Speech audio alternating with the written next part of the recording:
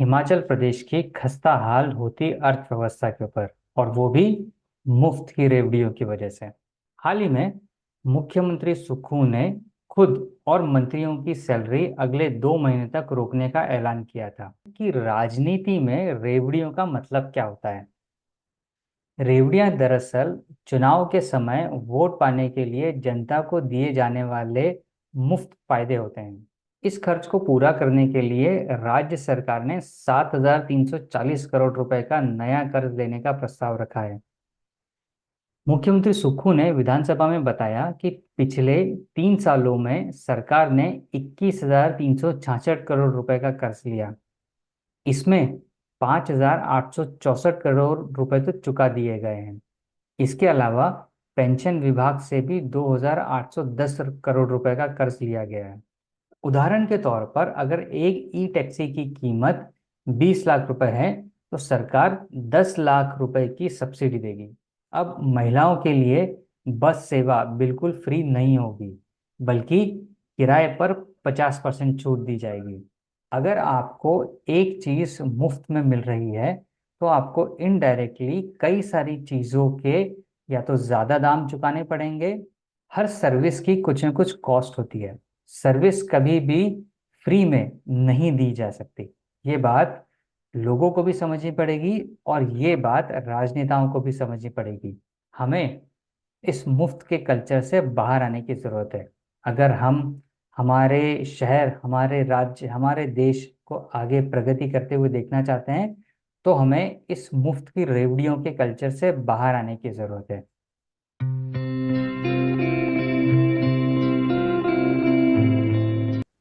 नमस्ते, मैं हूँ राहुल और आप देख रहे हैं मेरा रुख। आज के इस विश्लेषण में हम बात करेंगे हिमाचल प्रदेश की खस्ता हाल होती अर्थव्यवस्था के ऊपर, और वो भी मुफ्त की रेवड़ियों की वजह से।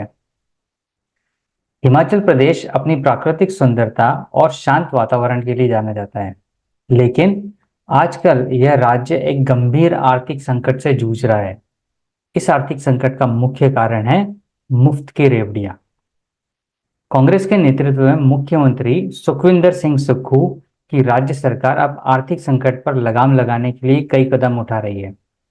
मीडिया में आ रही खबरों को माने तो अब मुफ्त फायदा पहुंचाने वाली सरकारी योजनाओं को वापस लेने पर विचार करना पड़ रहा है। हाल ही में मुख्यमंत्री सुक्खू ने खुद और मंत्रियों की सैलरी अगले 2 महीने तक रोकने का ऐलान किया था। वहीं अब सीएम सुक्खू ने जनता को दी जाने वाली सब्सिडी की समीक्षा करने की बात कही है। सुक्खू सरकार का कहना है कि हिमाचल में पिछली भाजपा सरकार की ओर से शुरू की गई सभी सब्सिडियों की समीक्षा की जाएगी। उनके वित्तीय प्रभाव का आकलन करने के बाद कुछ को वापस भी लिया जा सकता है।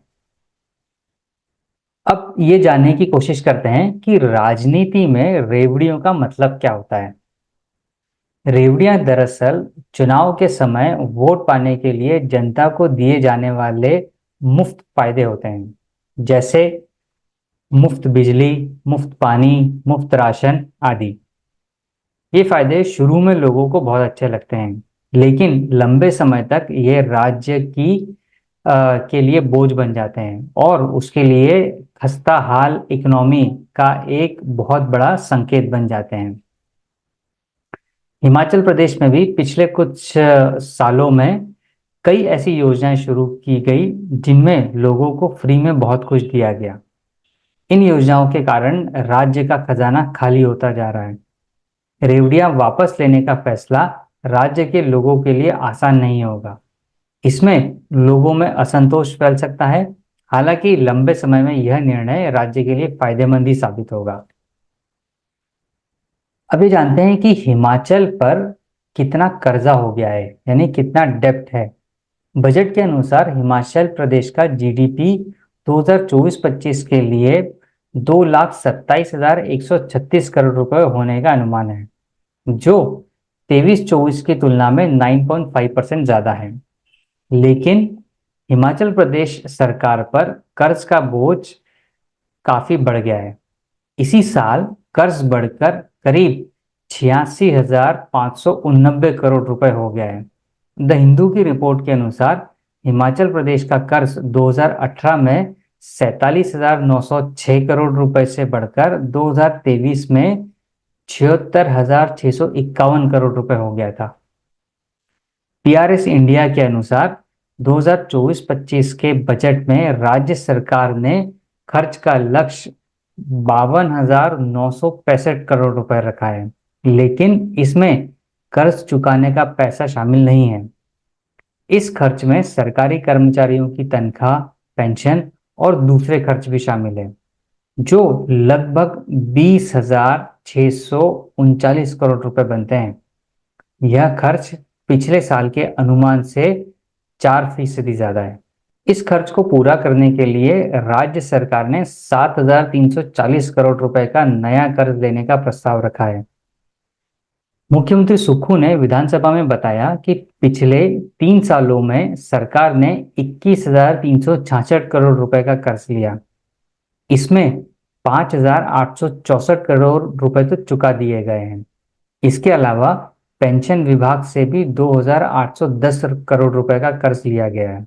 अब ये जानते हैं कि ज्यादा कर्ज भी क्यों नहीं ले सकता हिमाचल प्रदेश। मुख्यमंत्री सुक्खू ने विधानसभा में बताया कि राज्य की आर्थिक हालत बहुत खराब है।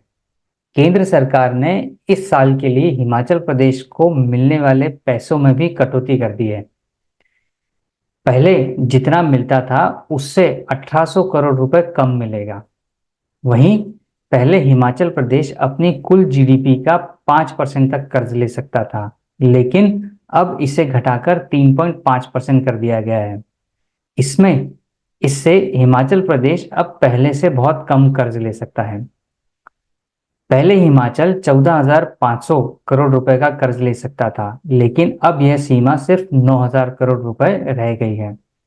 अनुमान है कि अगले साल तक यह कर्ज 1 लाख करोड़ रुपए के करीब पहुंच जाएगा। अब ये जानते हैं कि कर्ज बढ़ने की वजह क्या है।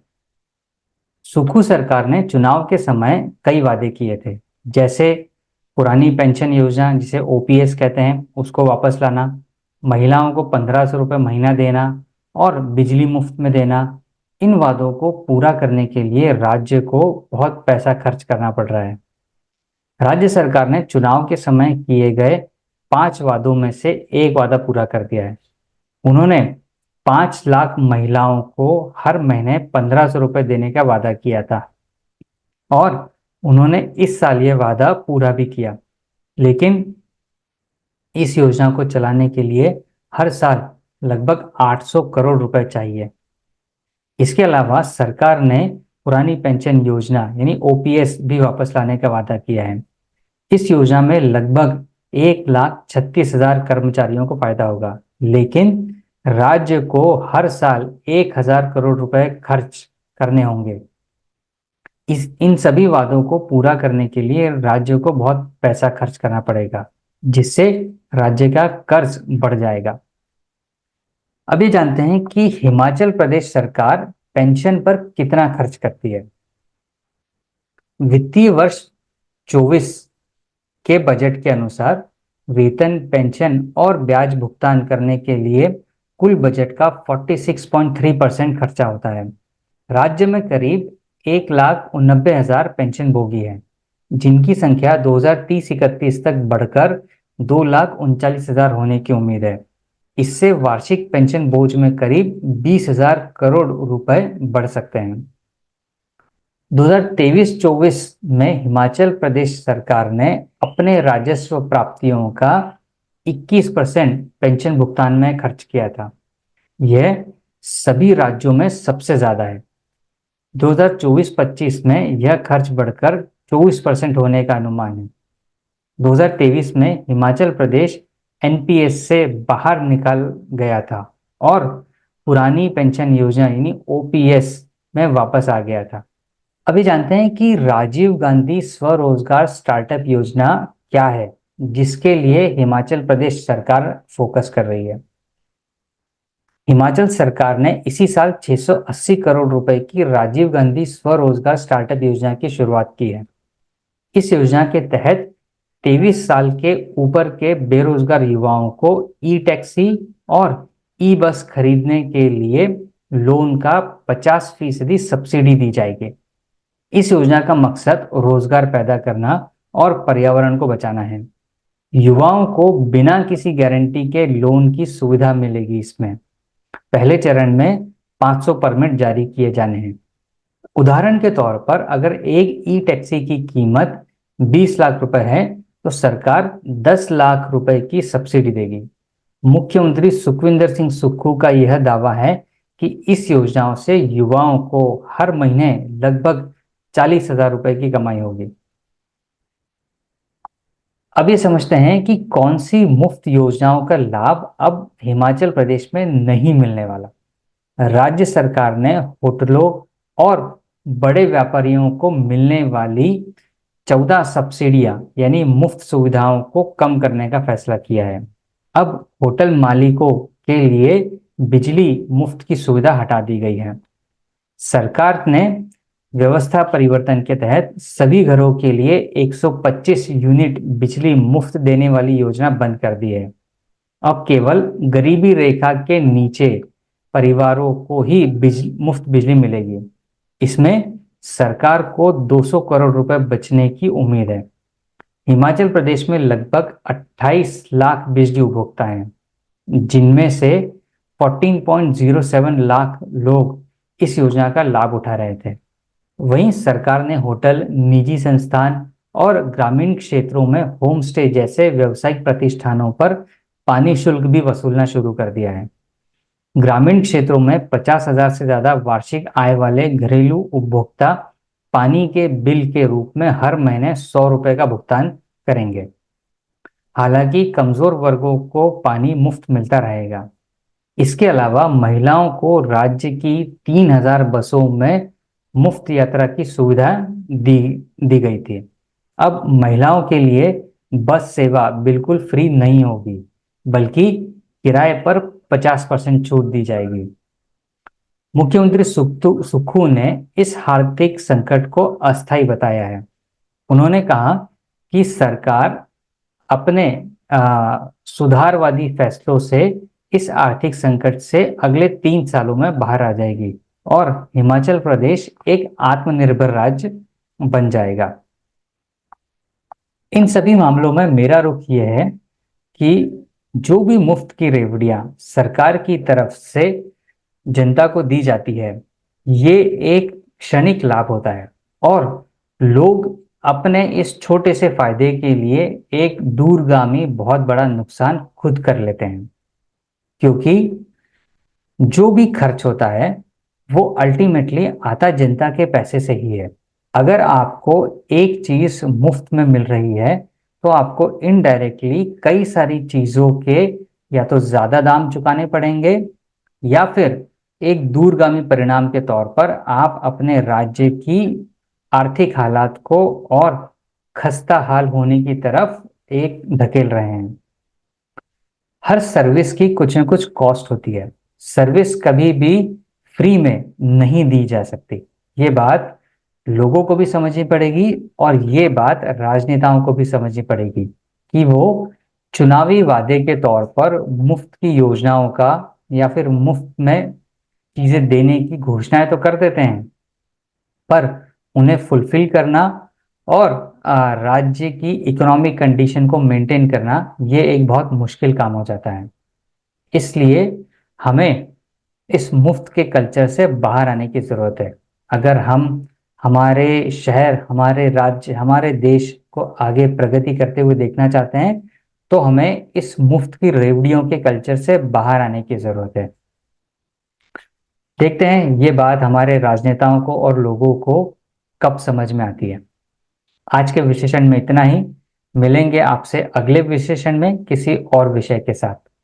तब तक अपना और अपने अपनों का ख्याल रखिए। धन्यवाद।